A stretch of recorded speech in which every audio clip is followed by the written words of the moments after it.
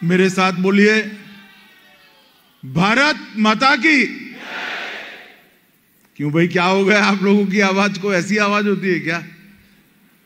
सभागार के बाहर भी जो कार्यकर्ता उपस्थित है, ऑनलाइन देख रहे हैं, वो सभी कार्यकर्ता भी अपने दोनों हाथ उठाइए जरा दोनों हाथ पीछे तक, विजय के संकल्प की मुट्ठी बींचिए और प्रचंड आवाज से बोलिए, भारत माता की, भारत माता की। मेरे साथ बोलिए, जय शिवाजी, जय जय जय जय जय शिवाजी, जय जय जय जय जय भवानी। मंच पर उपस्थित प्रदेश भारतीय जनता पार्टी के अध्यक्ष श्रीमान चंद्रकांत दादा पाटिल जी, शहर के अध्यक्ष भाई जगदीश मुनिक जी, भारतीय जनता पार्टी के वरिष्ठ नेता पूर्व केंद्रीय मंत्री श्रीमान प्रकाश जावड़ेकर जी, पुणे के लोकप्रिय सांसद श्री गिरीश बापट जी, पुणे के प्रथम नागरिक मुरलीधर जी,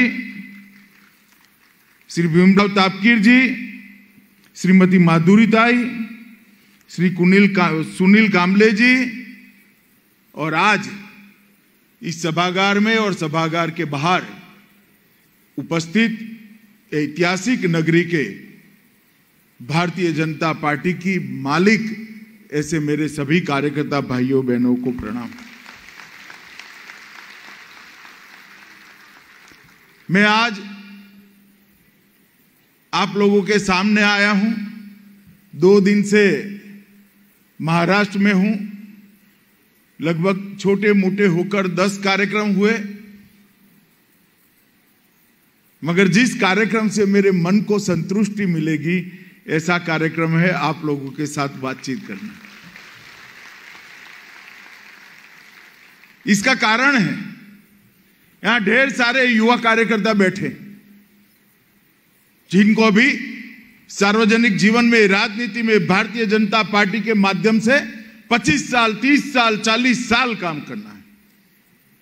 मैं सभी लोगों को बताना चाहता हूं कि मैं भी आपकी तरह मेरी जीवन की कैरियर की शुरुआत एक बूथ के कार्यकर्ता के नाते हुई। गुजरात की साबरमती विधानसभा के बूथ नंबर 263 का 1981 में मैं बूथ का अध्यक्ष था और वहीं से मेरे जीवन की कैरियर की शुरुआत हुई। और मैं आज सभी को कहना चाहता हूं कि समग्र विश्व भर की राजनीतिक पार्टी में और देश में रजिस्टर्ड 1650 राजनीतिक पार्टियों में केवल और केवल एक भारतीय जनता पार्टी ऐसी है जिसका बूथ का अध्यक्ष देश का राष्ट्रीय अध्यक्ष बन सकता है। वो भारतीय जनता पार्टी के अलावा कहीं नहीं। ना मेरे परिवार का कोई राजनीतिक बैकग्राउंड है, ना मैं किसी इस प्रकार की संस्था से जोड़ा हूं। मैं केवल भारतीय जनता पार्टी का अदना कार्यकर्ता हूं और ये पार्टी ने मुझे इस महान पार्टी का राष्ट्रीय अध्यक्ष बनने का मौका दिया। कई बार चिलचिलाती ठंड में मेरे हाथ से मैंने दीवालों पर कमल गुतवाए हैं, नारे लिखे हैं, दरिया भी बिछाई है, मगर पार्टी ने मुझे अध्यक्ष बनते वक्त ये नहीं सोचा कि ये तो दरी बिठाने वाला कार्यकर्ता था, राष्ट्रीय अध्यक्ष कैसे बन सकता है। मेरी पार्टी ने यही सोचा कि तो दरी बिछाने वाला कार्यकर्ता था, यही राष्ट्रीय अध्यक्ष बन सकता है और कोई नहीं बन सकता। मेरे सामने जो सारे कार्यकर्ता हैं उनको मेरा अनुभव साझा करना चाहता हूं। मित्रों, ये पार्टी में जो मांगता है उसको कभी नहीं मिलता है और जो नहीं मांगता है उसको मांगना ही नहीं पड़ता है, पार्टी स्वयं दे देती। अजीब प्रकार की पार्टी बनी तब से लेकर आज तक, जब भारतीय जनता पार्टी भारतीय जनसंघ के रूप में उसकी स्थापना हुई तब। आप कल्पना करिए 1950 में किस प्रकार की स्थिति होगी। आजादी मिली थी, जवाहरलाल नेहरू का सूर्य मध्याह्न पर तपता था, सारा आजादी का यश कांग्रेस पार्टी के अकाउंट में जमा हो गया था। और उस वक्त कुछ युवा खड़े हो गए कि हम नहीं मानते कांग्रेस पार्टी के सिद्धांतों को, ये भारतीयता से नहीं जुड़े हैं, ये सिद्धांतों में भारत की मिट्टी की सुगंध नहीं, हम हमारा नया दल बनाएंगे। क्या मिजाज होगा उन लोगों का। अरे भाई क्या दल बनाओगे, कौन स्वीकार करेगा आपको, कौन वोट देगा आपको। मगर उन लोगों ने भारतीय जनसंघ की स्थापना की क्योंकि उनको मालूम था कि ये जो भारतीय जनसंघ का बीज बो रहे हैं, विचारधारा के आधार पर, संगठन के आधार पर चलने वाली पार्टी का बीज बो रहे हैं, एक वटवृक्ष बनेगा। और आज समय देखिए साहब, आज समय देखिए, 70 ही साल में देखते देखते देखते पूरे विश्व का सबसे बड़ा राजनीतिक संगठन हमारा भारतीय जनता पार्टी का संगठन, जिस पार्टी के प्रधानमंत्री पार्लियामेंट में हमें ताने लगाते, हम दो हमारे दो युवा कार्यकर्ता को मालूम नहीं होगा, भारतीय जनता पार्टी की एक समय एक चुनाव में 2 सीटें आई थी।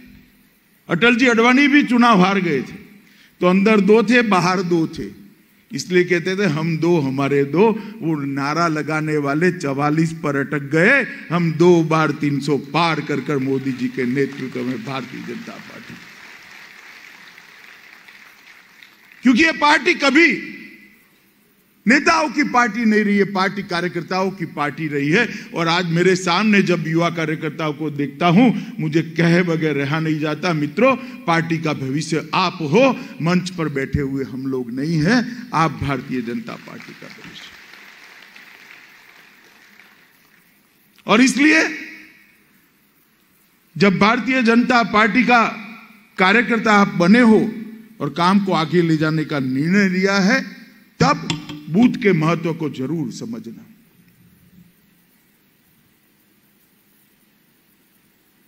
मुझे ठीक याद है, मैं पहली बार चुनाव लड़ा था, उपचुनाव था, मोदी जी राष्ट्रीय महासचिव थे, मेरे यहां कार्यकर्ताओं की मीटिंग करने आए। उन्होंने कहा आप लोगों को अमित भाई को जिताने की जरूरत नहीं है। मैं कहा बेड़ा घर, क्या गलती हो गई। उन्होंने कहा अमित भाई को मत जिताइए। उन्होंने कहा मेरा आपसे एक ही निवेदन है, हर बूथ का कार्यकर्ता अपना बूथ जिता दे, अमित भाई को विधायक बनाने की जरूरत नहीं है। मगर जब कार्यकर्ता अपना बूथ जिता देता है तो प्रत्याशी वैसे ही जीत जाता है। वो बहुत सरल गणित है मित्रों।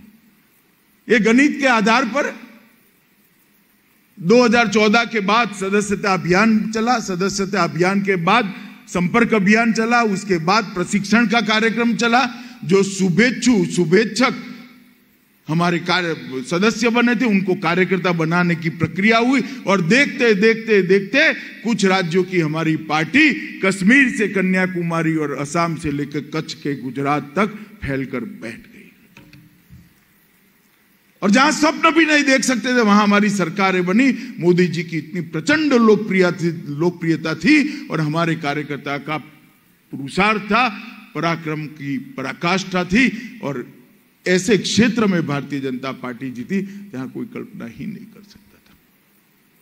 इसलिए जब आप बूथ के अभियान से जुड़ते हो, संपर्क से अभियान से जुड़ते हो, तब हमेशा एक बात याद रखना कि कार्यकर्ता जनता और चुनी हुई इकाई के बीच में कड़ी होता है। सरकार के अच्छे कामों को वो जनता के पास, मतदाता के पास ले जाता है और मतदाता की समस्याओं को सरकार के पास ले जाता है। ये कड़ी अगर निकल जाती है तो पार्टी नहीं बनती है। और मैं बधाई देना चाहता हूं पुणे महानगर के अध्यक्ष जी को। कितनी युवा आयु है उनकी, और उन्होंने एक बेसिक काम करने की सोच बन पाई है। ये संपर्क अभियान जो है वो कठिन से कठिन चुनाव जीतने की पूंजी है। कुंजी है मित्रों। इस संपर्क अभियान के माध्यम से ही हम ये चुनाव जीत सकते हैं। मित्रों, पुणे नगरी में हूं। शिव छत्रपति का यहां प्रादुर्भाव हुआ। तिलक महाराज, ढेर सारे लोगों ने ये ऐतिहासिक नगरी के अंदर देश को दिशा दिखाने का काम किया। अभी मैं कॉर्पोरेशन में जाकर आया, ज्योतिबा फुले को मैंने पुष्पांजलि दी। पूरे देश को रास्ता दिखाने वाले लोगों का ये नगरी है और इस नगरी में भारतीय जनता पार्टी का 2/3 से ज्यादा बहुमत से विजय बहुत जरूरी है। और विजय इस संपर्क अभियान से होगा। 600 शक्ति केंद्र के प्रमुख, हमारे 3000 कार्यकर्ता और बाहर भी जो बैठे हैं, ये सभी ये विजय की शिल्पी बन सकते हैं और इसके अलावे कोई हमें जिता नहीं सकता। मित्रों, मैं यहाँ आया हूं तब आपको कहना चाहता हूं कि संपर्क अभियान का बुकलेट मुझे सुबह दादा ने दिखाया। इसके अंदर हमारी ढेर सारी उपलब्धियां, ढेर सारी योजनाएं डाली। मगर मैं आपको कहना चाहता हूं, भारतीय जनता पार्टी जहां जहां भी सत्ता में आई, चाहे उत्तर प्रदेश हो, गुजरात हो, महाराष्ट्र हो, राजस्थान हो, मध्य प्रदेश हो या केंद्र में नरेंद्र भाई की सरकार हो, हर जगह हमने अच्छा परफॉर्म किया है।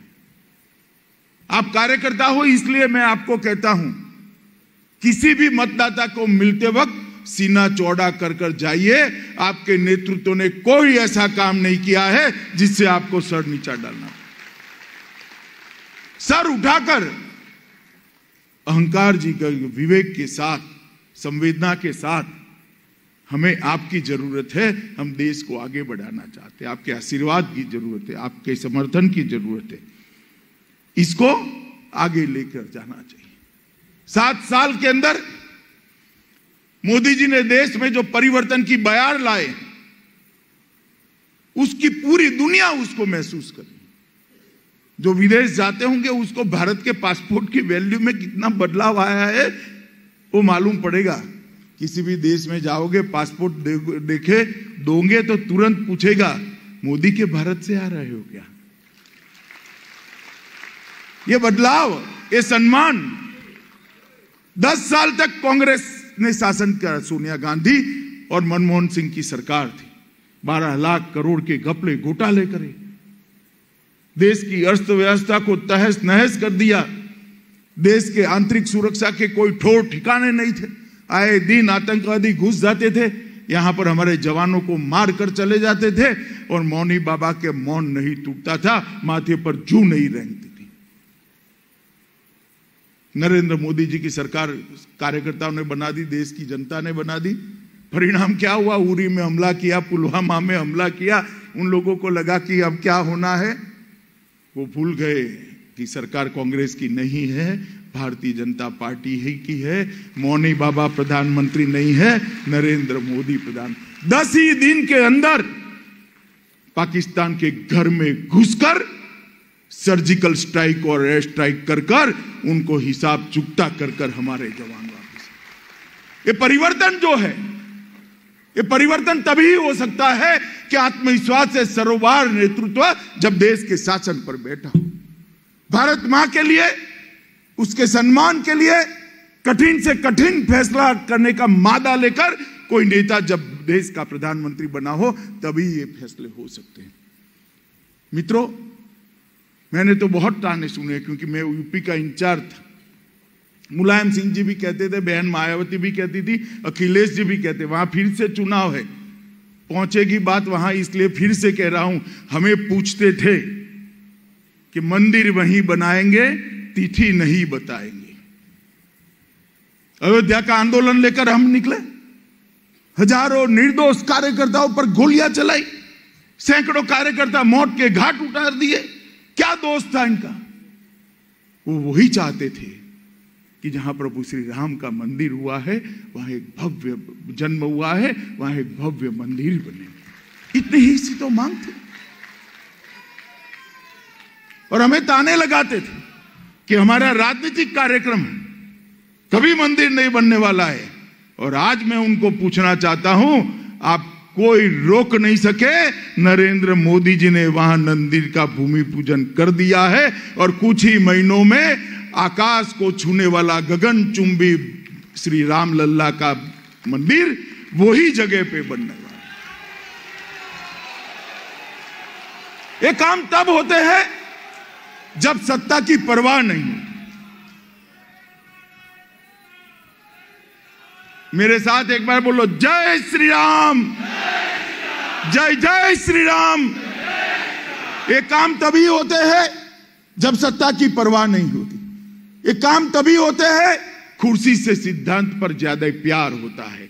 और ये काम तभी होते हैं अपनी जान से ज्यादा भारत मां का सम्मान प्यारा होता है, तभी होते हैं।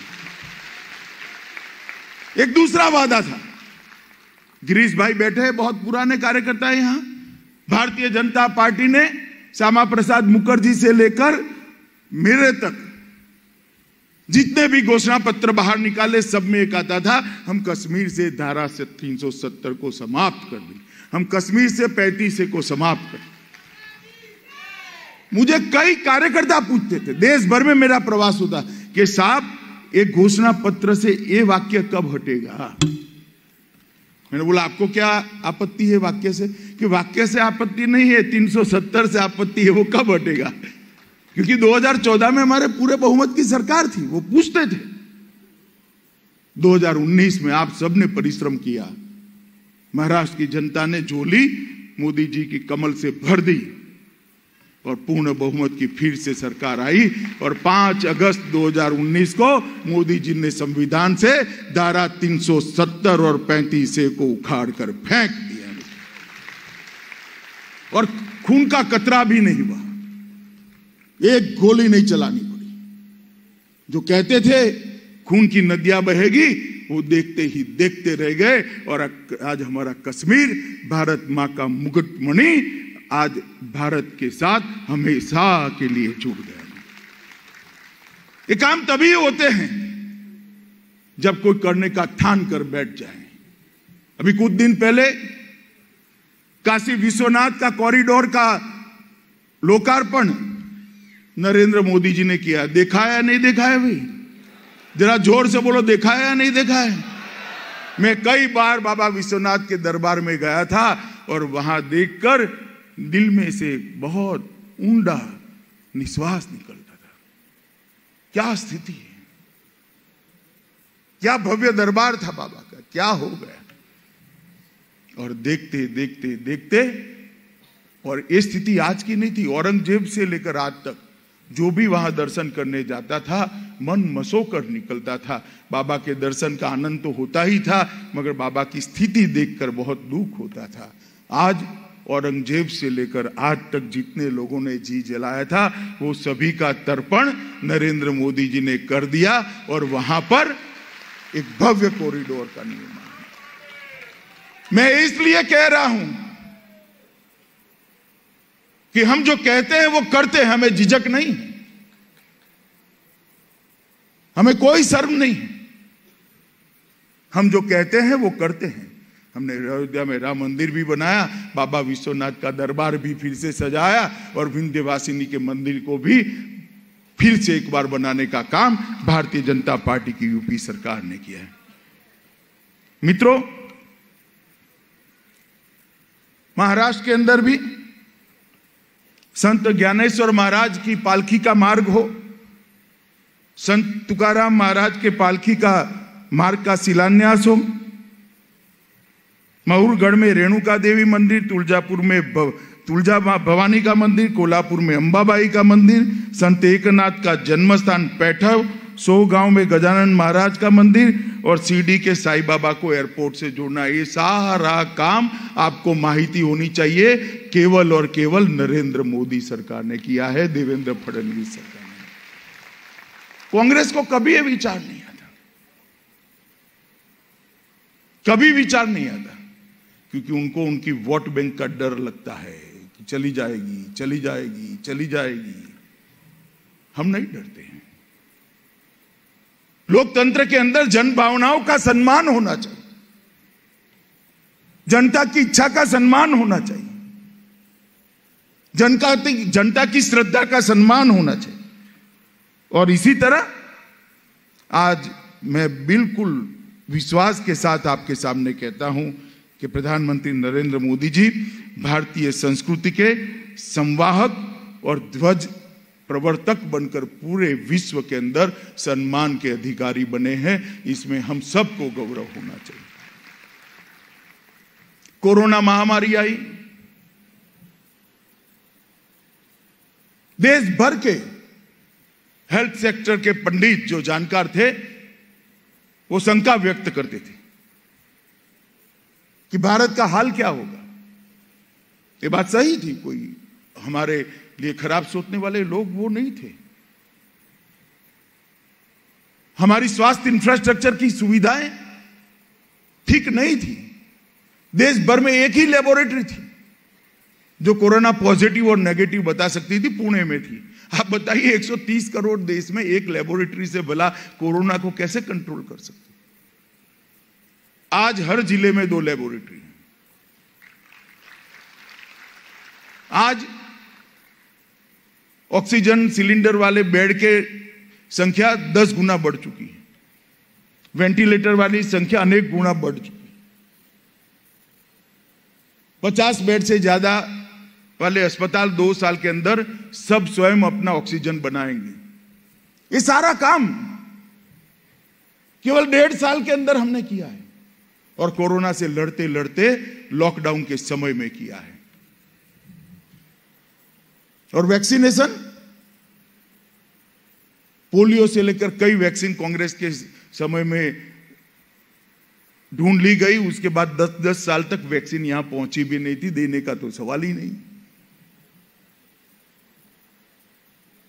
भारतीय जनता पार्टी की सरकार, मेरी सरकार, आपकी सरकार और हमारे नेता नरेंद्र मोदी ने 130 करोड़ की आबादी का वैक्सीनेशन देखते देखते देखते समाप्त करने के कगार पर हम पहुंच गए। 155 डोज लग गए हैं। और मैं जानकारी के आधार पर कहना चाहता हूं, वैक्सीन देने की और इसके एक्नॉलेजमेंट की सबसे सटीक व्यवस्था पूरे विश्व में अगर सबसे अच्छी है तो हिंदुस्तान में है। यूरोप और अमेरिका भी इसका सर्टिफिकेशन ऐसे नहीं कर सकते। आप वैक्सीन ले लो, 30 सेकंड के अंदर मोदी जी की फोटो के, हंसती हुई फोटो के साथ आपका सर्टिफिकेट आ जाएगा कि आपका वैक्सीनेशन का पहला डोज समाप्त, दूसरा डोज समाप्त, आप 100% वैक्सीनेटेड हो। एक कोविन ऐप कितनी दूरदर्शिता होगी कि वैक्सीन बनने के 8 महीने पहले कोविन ऐप बन गया था, इसका ट्रायल रन हो चुका था। और अभी कहा, मैं तो अब उनकी तबीयत ठीक नहीं है, भगवान उनको जल्दी स्वास्थ्य प्रदान करे, मगर जब अच्छी थी तब भी महाराष्ट्र की जनता ढूंढती थी कहां है सरकार। ढूंढती थी या नहीं ढूंढती थी? जरा जोर से बोलो भाई, ढूंढती थी या नहीं ढूंढती थी? और मोदी जी ने 20 बार सारे राज्यों के मुख्यमंत्रियों के साथ संवाद किया, 3 बार राज्यपालों के साथ संवाद किया, ढेर सारे अस्पतालों के साथ ऑनलाइन बातचीत करी और 130 करोड़ लोगों को कोरोना की लड़ाई के साथ जोड़ दिया। मित्रों, एक बार 65 की लड़ाई के वक्त जब अमेरिका ने धमकी दी थी कि हम आपको चावल नहीं भेजेंगे, तब लाल बहादुर शास्त्री ने देश की जनता का आह्वान किया था कि शनिचर के दिन कोई चावल न खाए, और पूरे देश में शनिचर के दिन कभी चावल नहीं पकते थे। और आज नरेंद्र मोदी जी ने एक आह्वान किया कि आप कोरोना के खिलाफ जागरूकता के लिए घंटी बजाओ। पूरा देश थाली और घंटी लेकर बाहर आकर घंटी बजाता था। उन्होंने कहा, जिन्होंने काम किया इसके प्रति श्रद्धा व्यक्त करने के लिए घर में एक दिया जलाओ। जिसके घर में कोई दिन दिया नहीं जलता था, उसके घर में भी उस दिन दिया जल गया, क्योंकि नरेंद्र मोदी ने आह्वान किया था। उन्होंने कहा, हमें स्वयं शिस्त रखनी पड़ेगी। इसके लिए जनता कर्फ्यू करो, पुलिस कोई नोटिफिकेशन नहीं निकालेगी, एक दिन पूरा देश की जनता बाहर नहीं आएगी। 130 करोड़ की जनता अपने आप को घर में बैठकर बंद कर लिया, कोई सरकारी सूचना के बगैर। ये जो स्वीकृति है हमारे नेतृत्व की, ये जो स्वीकृति है हमारे नेता की, मित्रों ये हमारी बहुत बड़ी स्ट्रेंथ है, उसको हमें सम्मान भी होना चाहिए, उसको ध्यान में भी रखना चाहिए। मित्रों मैं यहां आया हूं तब मैं आज संगठन की बात करना नहीं चाहता, क्योंकि अध्यक्ष जी ने जिस प्रकार से, पुणे महानगर के अध्यक्ष ने जिस प्रकार से कार्यक्रम हाथ में लिया है, मुझे पूरा भरोसा है बाकी की व्यवस्था भी ये करेंगे चुनाव तक की, इसमें संगठन की बात नहीं करता। परंतु मैं महाराष्ट्र के चुनाव में 2019 में आया था। मैं खुद उस वक्त शिवसेना के साथ जो संवाद हुआ मैंने खुद ने किया है, और मैं फिर से आज कहना चाहता हूं कि उस वक्त तय हुआ था कि देवेंद्र फडणवीस के नेतृत्व में चुनाव लड़ा जाएगा और मुख्यमंत्री भारतीय जनता पार्टी। मुकर गए, सत्ता के लिए हिंदुत्व के साथ समझौता कर लिए। दो पीढ़ी से जिनके सामने लड़ते थे उनकी गोदी में बैठ गए और कहते थे हमने तो कहा ही नहीं है। वो कह रहे हैं कि मैं झूठ बोल रहा हूं। चलो भैया, एक सेकंड के लिए मान रहे हैं, मगर आपकी सभा के पीछे जो बैनर लगते थे ना, उसमें आपके फोटो की और मोदी जी के फोटो की साइज जरा देखना, आपकी 1/4 थी। हर भाषण में आपको मोदी जी का नाम देना पड़ता था। आपकी उपस्थिति में मैंने और मोदी जी ने दोनों ने कहा था कि देवेंद्र फडणवीस के नेतृत्व में चुनाव लड़े हैं और एनडीए जीतने के बाद देवेंद्र फडणवीस मुख्यमंत्री बने। मगर चूंकि आपको मुख्यमंत्री बनना था, आपने हमारे साथ विश्वासघात किया, सत्ता पर बैठे और फिर क्या चलाया। मैं कुछ समय पहले आया था, तब मैंने कहा था कि महाराष्ट्र की अघाड़ी सरकार इस प्रकार की सरकार है जो 3 पहिए वाली ऑटो रिक्शा है, जिसके तीनों पहिए अलग अलग दिशा में जा रहे हैं। मगर मेरी थोड़ी गलती हो गई, मैंने बहुत ऑप्टिमिस्टिकली ये सरकार के लिए सोच लिया। आज मैं इसमें थोड़ा सुधार करना चाहता हूं। महाराष्ट्र की अघाड़ी सरकार 3 पहिए वाली ऑटो रिक्शा है, जिसके तीनों पहिए अलग अलग दिशा में है और तीनों पहिए पंक्चर है, जो चलती ही नहीं है, सिर्फ धुआं बाहर निकालती है और प्रदूषण बढ़ाती है। महाराष्ट्र की जनता के पास जाना पड़ेगा, घर घर में जाना पड़ेगा। क्या ये सरकार महाराष्ट्र का कल्याण कर सकती है? जो महाराष्ट्र आजादी के बाद कई सालों तक हर क्षेत्र के अंदर टॉप मोस्ट रहा, देश का नेतृत्व किया, चाहे कोऑपरेटिव का आंदोलन हो, चाहे औद्योगिक निवेश की बात हो, चाहे उत्पादन की बात हो, चाहे एक्सपोर्ट की बात हो, चाहे डायरेक्ट टैक्स कलेक्शन की बात हो, चाहे कृषि उत्पादन की बात हो, चाहे दुग्ध उत्पादन की बात हो, महाराष्ट्र ने सालों तक देश का नेतृत्व किया। क्या ये लोग महाराष्ट्र को पुराना वैभव दिला सकते हैं क्या?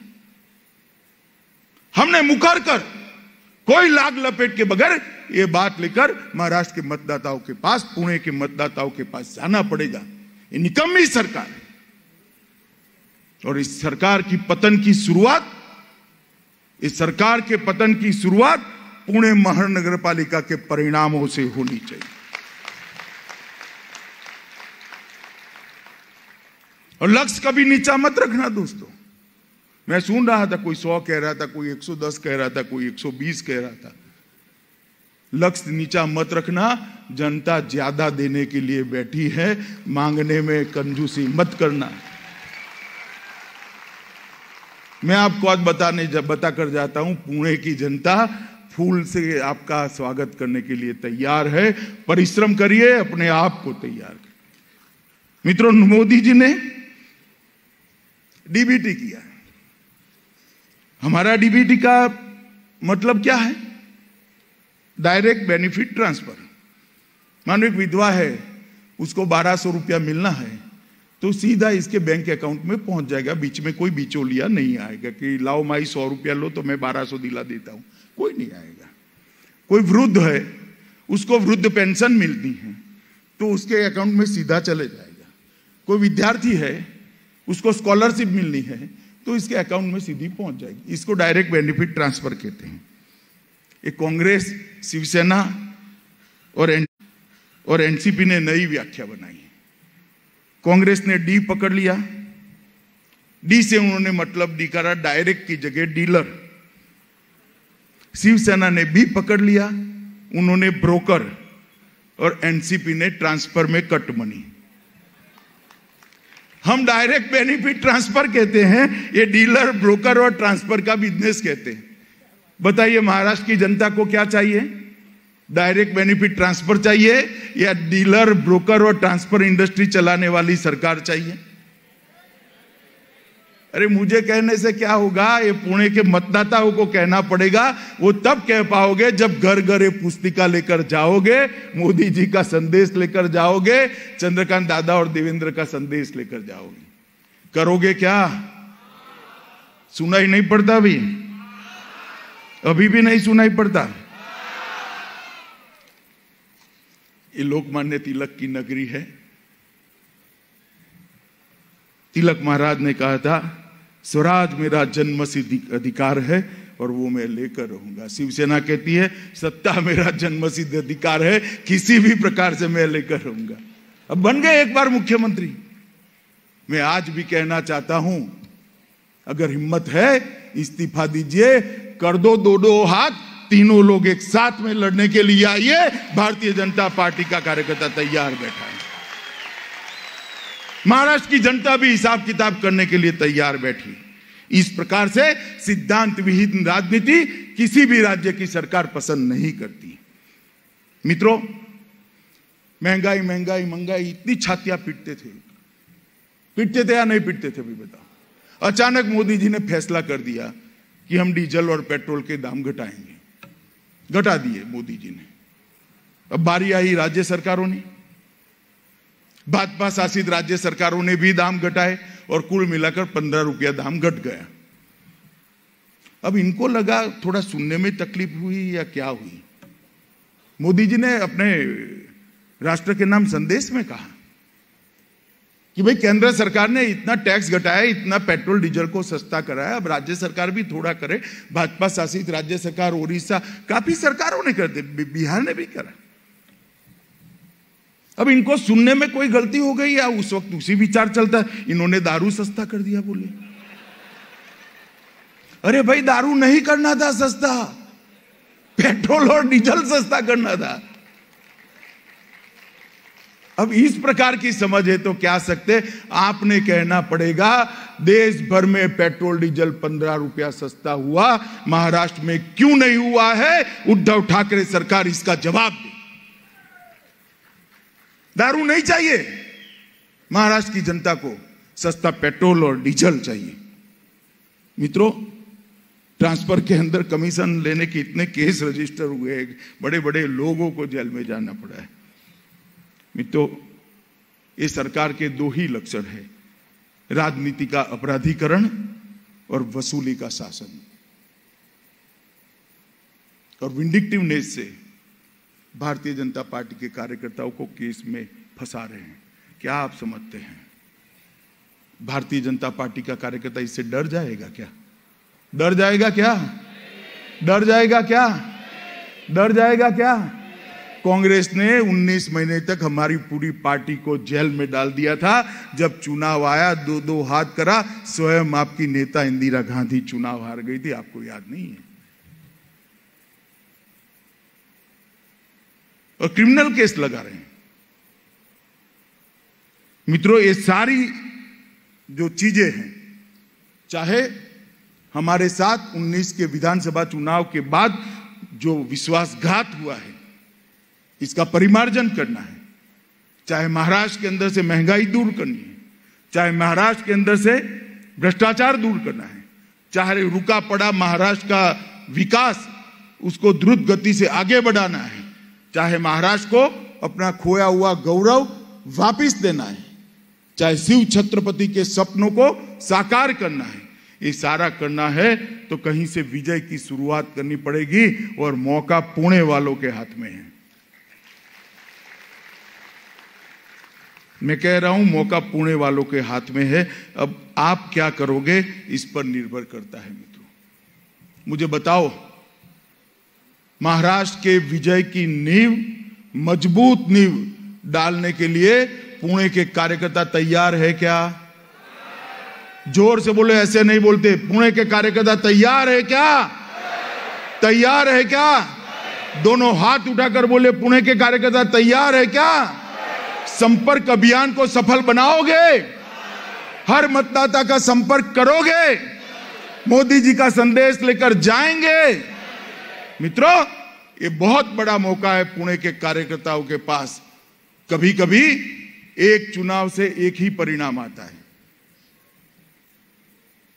पुणे म्युनिसिपैलिटी का चुनाव ऐसा है कि जो एक चुनाव में परिश्रम करने से 2 चुनाव के परिणाम आएंगे। विधानसभा का परिणाम भी आपके ही चुनाव से आने वाला है। अतः मैं ज्यादा कुछ नहीं कहना चाहता। पुणे के लिए, महाराष्ट्र के लिए मोदी जी ने जो कहा है, अभी किया है, उसको अभी मैंने एक सार्वजनिक कार्यक्रम में कहा है और आज प्रेस भी पार्टी इश्यू करने वाली है। मेरा आप सबसे करबद्ध निवेदन है कि इस अभियान को सफल बनाइए। हर मतदाता को घर से बूथ तक ले जाने का प्रयास करिए। कमल के निशान पर बटन न दबाए तब तक आपको आराम का अधिकार नहीं है। इस बात का प्रण लेकर आज यहां से आइए, जाइए। और इस स्वर्ण जयंती का वर्ष है। फिर एक बार महाराष्ट्र में शुद्ध रूप से भारतीय जनता पार्टी की कमल के निशान की सरकार बनाने के लिए हम कटिबद्ध हो। यही मेरी विनंती है, यही मेरी अभ्यर्थना है। भारत माता की जय।